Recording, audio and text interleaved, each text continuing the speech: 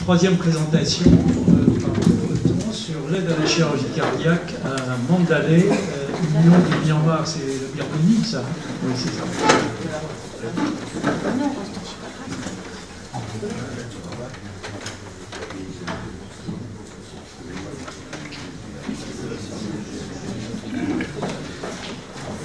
Monsieur le Président, messieurs les modérateurs, chers maîtres et chers collègues, d'abord merci beaucoup de m'accueillir au sein de votre académie pour présenter ce programme de formation en chirurgie cardiaque au Myanmar. Je prends la parole à la place du professeur Daniel Loisan, qui a été retenu aujourd'hui, et ce sont ces diapositives que vous allez pouvoir regarder. Voici une vue de Bagan, la cité aux 1200 pagodes, qui est un petit peu au sud de Mandalay. Mandalay, c'est l'ancienne capitale historique du Myanmar, qui arrondit Myanmar depuis une vingtaine d'années, peut-être même un peu plus que ça, depuis une trentaine d'années. Si vous cherchez une ambassade de Birmanie en France, il n'y en a pas, il y a une ambassade du Myanmar. En revanche, c'est un pays qui est assez grand, puisqu'il est plus grand que la France, il y a 100 000 km² de plus qu'en France. La population est un peu moins importante et les régions au nord de ce pays sont tout à fait montagneuses. Alors vous voyez qu'il est coincé globalement entre deux grandes puissances que sont l'Inde et la Chine, et que ce pays en fait est regroupé en 7 grandes provinces avec surtout 135 groupes ethniques et une politique tout à fait particulière qui lui a valu d'être sur une liste noire au niveau international.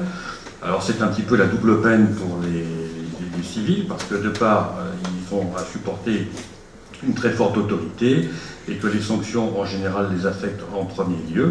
Et en même temps, sur le plan de la santé, tout est à faire, puisque vous voyez que moins de 1% du PNB est dédié à la santé, on est autour de 11% en France, 1,8% pour la formation, c'est à peu près 7% chez nous, et le système de santé en fait est très très contrôlé par l'État, avec un statut particulier qui impose aux médecins qui ont été formés une dette vis-à-vis du gouvernement, à savoir qu'à chaque fois qu'un médecin apprend quelque chose, eh bien, il prend pour 10 ans de dette vis-à-vis de son gouvernement, et c'est de temps en temps une gêne, tant pour les médecins que pour les infirmières. Il n'y a pas beaucoup de support pour l'éducation. Il faut savoir que de 1988 à l'an 2000, eh bien, il n'y a eu aucun diplôme délivré en médecine par l'université de Mandalay, qui est pourtant située juste de l'autre côté du boulevard, en face de l'hôpital, et que finalement, ces médecins se sont formés aux alentours, le Japon, la Thaïlande, Singapour, la Malaisie, l'Inde et la Chine, et tout le monde vient un petit peu d'ailleurs se servir maintenant dans ce que l'on pourrait considérer comme une province chinoise. Alors, les choses ont évolué, puisque en 2012, les élections ont donné un peu plus de place au parti politique qui est la LND, la Ligue nationale pour la démocratie, qui est le parti de Aung San Suu Kyi, dont vous avez tous entendu parler, qui a été prix Nobel de la paix. Beaucoup d'attentes. En fait, il faut bien voir que ce sont des juntes militaires, ces pays. Ce pays est une junte militaire et qu'il y a toujours un certain nombre de colonels, que ce soit derrière Aung San Suu Kyi ou d'autres, qui sont très présents. Et finalement, aujourd'hui, les évolutions de ce pays, c'est ce qu'on observe, c'est une société de consommation, Facebook, les téléphones portables, les appareils numériques et le tourisme qui s'ouvre assez facilement. Il y a eu quelques investissements quand même dont on va parler par le ministre de la Santé depuis 2015, suite à une visite de Barack Obama, qui a laissé sur place presque $1 milliard. Alors la situation 2005, quand ce projet a débuté, moi je n'y participe que depuis 2012, mais je connais assez bien malgré tout l'histoire qu'elle m'a été racontée d'une part ici et d'autre part par là-bas. Au départ, c'est un service de chirurgie vasculaire qui fait des ligatures de canaux artériels, des commissurotomies mitrales à cœur fermé, 2 chirurgiens, pas d'anesthésiste, pas de réanimateur sur place, surtout aucune structure. Pas de gaz, pas de vide, pas de biologie, aucune échographie, un moniteur unique pour tout le service.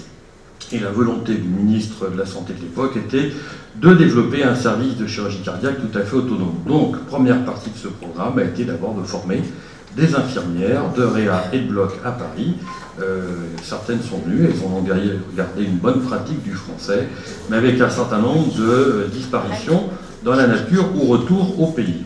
Formé un DFMS à Mondor, il n'a pas voulu reprendre ses fonctions sur place, et très vite la priorité a été considérée de former l'équipe sur place, d'organiser des missions et de s'adapter à l'équipement ou à l'environnement local. Car vous voyez que l'équipement était tout à fait perfectible. Et encore, là, tout en haut de la diapositive, vous voyez quelques champs opératoires à usage unique, mais ce n'était pas la règle encore il y a quelques temps. Et vous voyez des batteries de camions qui supportent le bistouri électrique ou bien le défibrillateur.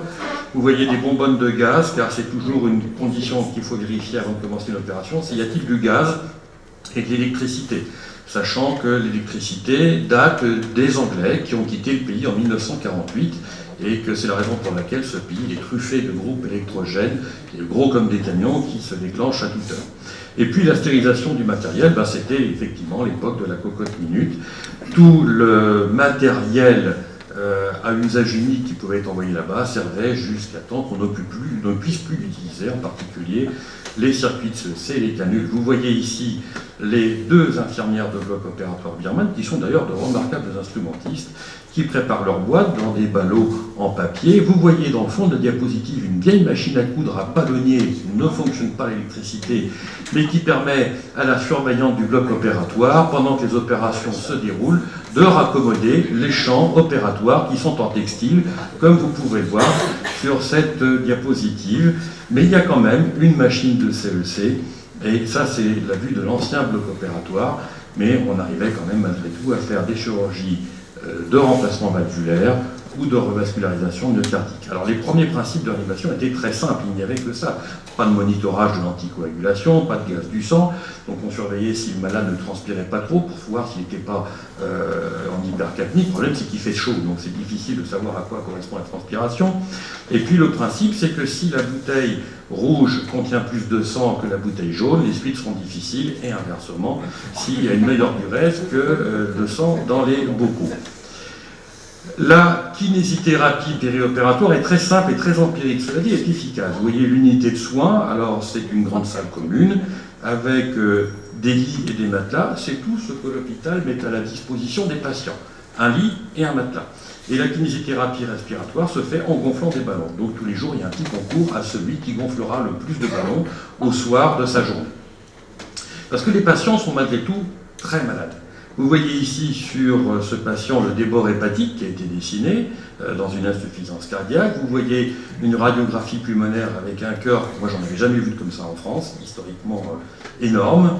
Et ces malades-là représentent effectivement de véritables challenges chirurgicaux. Alors il y a eu deux périodes dans cette histoire, moi je n'ai connu que la deuxième période, mais la première période ça a été d'abord un progrès, 3-4 missions par an par Daniel Loisance, et puis effectivement des chirurgiens qui se sont formés et puis qui ont disparu dans la nature parce que le système de santé publique tel que l'on conçoit un système de santé publique en France n'existe pas là-bas. Alors il a fallu reconsidérer les bases de ce programme à partir de 2010 et un chirurgien junior a été sélectionné, il a été envoyé à Kuala Lumpur. Ça peut de temps en temps poser des problèmes quand les bouddhistes et les musulmans se tapent dessus parce qu'il faut rapatrier rapidement la personne, mais enfin ça c'est de la politique locale. Et puis des anesthésistes ont été formés. Moi la première fois que je suis allé là-bas, il n'y avait pas de pompiste, de perfusionniste, un médecin anesthésiste qui venait de Rangoon, on faisait le staff, on disait voilà il y a 6 malades à opérer, il venait avec son matériel de Rangoon mais il n'était pas sur place. Et puis, il y a un certain nombre de chirurgiens français, enfin formés en France, les élèves de Daniel Loisance, qui partent là-bas une fois par an. Alors, Daniel Loisance, il va plus souvent que nous, bien évidemment. Il y a le docteur Nakashima, qui a été en poste très longtemps à l'hôpital Mondor, qui est maintenant chirurgien à Tokyo. Le docteur Wan Feng, qui est en Chine. Le docteur Well, qui est à Marseille. Et puis moi, qui suis à Angers, responsable de l'équipe de chirurgie cardiovasculaire et thoracique. Bon. Tous ces élèves sont les élèves de Daniel Loisance, effectivement, et tout ce service a été, à Mandalay, complètement restructuré en 2016, avec quasiment un suréquipement. Alors là, on est passé d'une étape à l'autre.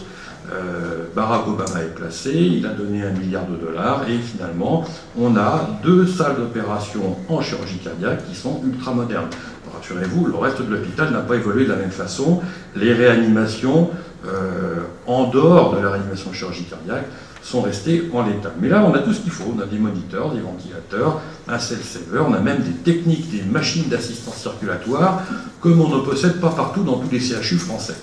avec 50 circuits de CEC, ce qui est totalement démesuré. Il n'empêche qu'aujourd'hui, les choses vont assez vite. Vous voyez ici la nouvelle réanimation, elle est très moderne, avec des respirateurs dernier cri, raison pour laquelle, cette année, quand j'y suis allé, j'y étais il y a un mois, j'ai souhaité partir avec le chef de la réanimation de notre hôpital, parce qu'ils ont désormais des outils tellement modernes qu'il faut quand même maintenant avoir le bon pilote pour leur enseigner le fonctionnement de ces outils, et j'étais bien évidemment dans l'incapacité de le faire, n'étant pas anesthésiste réanimateur.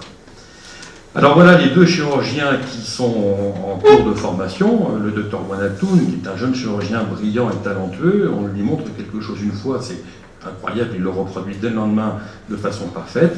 Et puis le docteur Toué, qui a été récemment nommé professeur, ce qui va lui donner l'opportunité de développer une école sur place, et qui est un très bon manager. Alors, ça devient un service normal, il y a un chirurgien actif, il y a un leader, il y a des jeunes qui s'inscrivent dans la discipline, il y a des anesthésistes compétents qui sont en formation continue, mais qui sont tout à fait compétents. L'équipe d'instrumentistes, il n'y a pas de problème à ce niveau-là. Et maintenant, il y a quand même de la chirurgie lourde, avec notamment des chirurgies de crosse aortique en hypothermie profonde, quelques ECMO. Bon, l'essentiel de la chirurgie, il reste de la revascularisation myocardique, du remplacement valvulaire et de la réparation valvulaire mitrale, car si autrefois le coût d'une intervention était aux alentours de 3 000 €, aujourd'hui c'est un peu moins, l'État compense par l'achat de prothèses, mais pas plus de 50 par an, donc les techniques réparatrices sont très bien vues sur place. Et puis il y a un programme avec Pascal Voué en chirurgie pédiatrique qui va démarrer. Donc voilà un petit peu comment les choses s'organisent depuis 2 ans. Il reste quand même des problèmes, c'est la motivation des équipes locales dans un contexte birman. La qualité des infrastructures, je vous ai parlé d'électricité, mais c'est partout dans ce pays. Le management hospitalier, le directeur là-bas n'a strictement aucun poids, ne signe aucun document. C'est quand même le ministre de la Santé qui a plusieurs étoiles sur ses épaulettes qui décide de tout. Et puis il y a le statut des médecins et des paramédicaux. Ce sont des collègues qui travaillent de 5h du matin à 9h en clinique privée, qui viennent à l'hôpital passer leur journée, qui repartent le soir à 17h en clinique privée pour faire une deuxième demi-journée. Moyennant quoi, un chirurgien qui gagne 300 $ par mois à l'hôpital va pouvoir multiplier son salaire par 10. Et c'est un des problèmes, c'est que pour conserver ces équipes médico-chirurgicales dans les hôpitaux, je pense qu'il va falloir une véritable politique de santé publique. Une infirmière gagne là-bas 80 $ par mois. Donc forcément, le rêve singapourien, dès qu'il est à leur portée, il est tout de suite tentant. Priorité à la formation sur place pour réduire ce risque de fuite, ça c'est très très important. Une formation qui doit être adaptée aux conditions locales. Il est vrai que nous, quand nous allons là-bas former les gens, car c'est pas pour tellement opérer, c'est plus pour les former, même si nous opérons, il faut malgré tout essayer de s'inscrire dans le contexte local. On ne fait pas nécessairement la même chirurgie qu'en France, avec les mêmes techniques modernes, parce qu'il faut leur garantir la reproductibilité d'une technique avant de passer à des choses plus sophistiquées. Le problème de la formation en France est difficile, bien qu'un décret ait été récemment signé fin novembre, pouvant peut-être assouplir l'accueil de médecins étrangers en France, mais je vous assure qu'apprendre le français pour un Birman, c'est exceptionnellement difficile. L'inverse est vrai également. Le succès, c'est l'autonomie. Finalement, on peut se dire que la seule mesure efficace dans tout ça, c'est la formation. Selon les 3 règles de Deng Xiaoping, dont on pourra reparler après si vous souhaitez, c'est une action qui ne peut s'inscrire que dans la durée, avec beaucoup de persévérance et de patience. Et il faut former les gens autant aux gestes techniques qu'à l'attitude chirurgicale, en s'adaptant à des conditions locales. Le financement est plus problématique à l'heure actuelle. Je ne parle pas de l'assistance publique, je l'ai quittée il y a 20 ans, je la connais moins aujourd'hui. Le ministère des Affaires étrangères, vous voyez, M. Voisance a mis quelques points d'interrogation. L'AFD a quand même été à ce travail. Bon, la philanthropie a quand même des limites qui peuvent être assez vite atteintes. Et vous voyez exactement le type de chirurgie qui est faite là-bas. Vous voyez une jeune femme de 23 ans qui est en stade terminal d'insuffisance cardiaque, avec les joues creuses, des yeux exorbités, et qui 3 semaines après l'opération a déjà meilleure mine, et qui 4 mois après est reparti au travail. Ça, c'est une notion que je n'avais pas tellement en France. On opère des gens là-bas qui sont chargés de famille. Alors ils se sont cotisés, ils ont vendu une vache, une mobilette, pour faire opérer le père de famille, et qui repart ensuite travailler. Il y a cette dimension économique qu'on n'a pas en France, parce qu'il n'y a pas de système de protection sociale aussi fort que chez nous. Alors le contexte birman politique rend difficile toute amélioration rapide, il faut s'adapter à leur système, ce n'est pas toujours évident, mais avec une bonne motivation, de la patience et la ténacité qui a mis le professeur Loisance et cette persévérance, et bien finalement, il a réussi à construire une équipe qui devient autonome.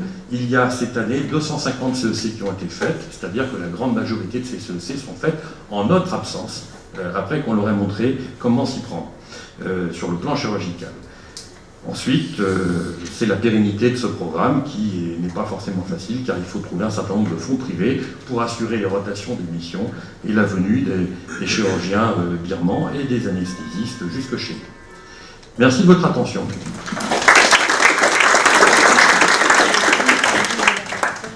Merci pour cette très belle présentation. Des questions à poser sur la Birmanie? Oui. Bon, en l'absence de Daniel, on peut le féliciter. C'est vraiment ce que tu as dit, la persévérance. Moi, j'ai connu Daniel au début du projet. Il m'a épaté. Parce qu'il a été jusqu'au bout tel qu'il est. Non, la question, parce que nous avons des expériences un peu similaires, qu'en est-il de la cardiopédiatrie et de la chirurgie cardiaque pédiatrique, qui est quand même un autre challenge? Est-ce que vous avez commencé, parce qu'on est confronté à des fallots historiques, à des congénitaux qui survivent à la première année, qui sont une véritable problématique, parce que ce sont des enfants. Alors effectivement, c'est un programme qui est à l'intérieur du programme. Moi personnellement, je n'ai jamais eu d'enfants à opérer. On peut avoir des congénitaux vieillis. Hein. D'ailleurs, la dernière fois que j'y suis allé, j'ai réopéré une jeune femme qui avait eu une intervention sur une communication inter-auriculaire et qui avait développé une maladie de Barlow par derrière, des choses comme ça. Bon. Mais le programme d'enfants, il est débuté. Il n'en est pas embryonnaire, il est moins avancé. C'est Pascal Vouet qui le gère avec certains de ses collaborateurs. Il y a eu plusieurs missions, mais pour le moment, ça n'est pas aussi avancé que le programme adulte. En tout cas, il n'y a pas d'intervention majeure de chirurgie cardiaque pédiatrique en l'absence d'une équipe française sur place. J'aurais une question à poser.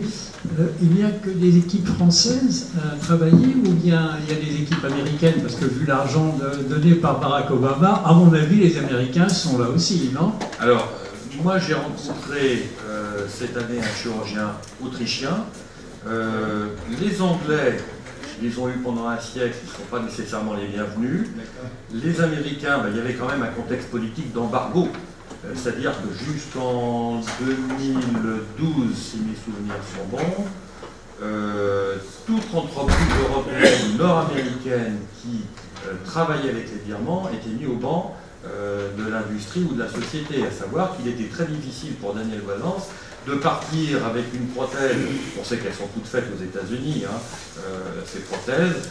À part, il y a une marque européenne, mais qui les fait quand même faire au Canada, en Amérique du Nord. Donc il était très difficile de partir là-bas parce que c'était simplement des sociétés qui craignaient d'être accusées d'aller à l'encontre d'un embargo international. Donc les Américains n'ont pas encore vraiment trouvé leur place. Un pays qui peut avoir sa place là-bas, c'est l'Australie. Et moi j'ai observé quand j'étais là-bas, effectivement, que de temps en temps on entendait parler des Australiens. Il faut bien comprendre que si on regarde une map monde de la place d'un Australien, c'est-à-dire qu'on la met en haut et au centre de la map monde, la Birmanie c'est en dessous et l'Europe elle est très très loin derrière dans le coin de la map monde. Donc effectivement les Australiens sont dans cette partie du monde assez présents. Et puis surtout il y a la Chine. La Chine, c'est imaginer cette espèce de pays continent, 1,5 milliard de personnes qui sont là. Les capitaux chinois arrivent, il est interdit dans le pays à d'autres capitaux que birmans d'être présents, mais le médecin anesthésiste, perfusionniste qui est dans le service est en train de monter un hôpital en ce moment. Et il y a fort à parier que les capitaux qui sont derrière sont des capitaux chinois. Voilà. Donc c'est la Chine après qui effectivement est très très présente dans ce coin du monde. Merci pour cette réponse très précise.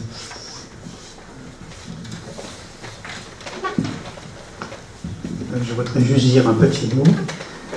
Il y a à peu près une année, je fais un tour en Birmanie. Donc je me présente à Eisenman de Strasbourg. Et Autant Mandalay est effectivement un peu à l'écart des grandes migrations, autant Rangoon est extrêmement sollicité. Il y a à Rangoon, il y a 4 services de chirurgie cardiaque. Il y a en particulier un service de chirurgie pédiatrique qui est remarquablement équipé et qui est très très courtisé. Il nous a raconté qu'il y avait au moins 7 pays différents qui proposaient leurs services et l'organisation ou l'organisation était telle que de temps en temps il arrivait que 2 équipes étrangères se trouvaient simultanément sur place alors que localement ils n'avaient pas préparé de quoi les accueillir. Mais à Rangoon, il y a tout ce qu'il faut et ils demandent exclusivement de faire de la chirurgie néonatale. Mais le reste, ils le font parfaitement bien.